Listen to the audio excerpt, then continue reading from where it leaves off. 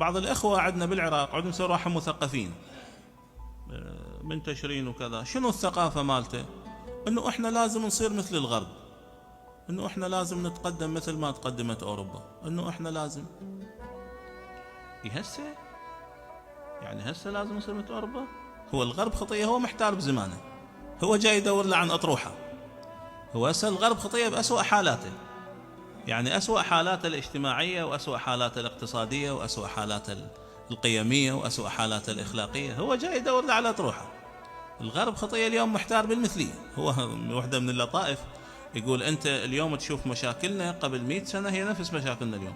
احنا قبل 100 سنة مشكلة الحجاب واليوم مشكلة الحجاب. يقول أما الغرب فتقدم، اليوم الغرب يعيش مشكلة المثلية. هذا دليل على أنه هو جاي يتجاوز المشاكل وجاي يعيش شنو؟ مشاكل جديدة. فالمثلية يعني مشكلة، وهي المثلية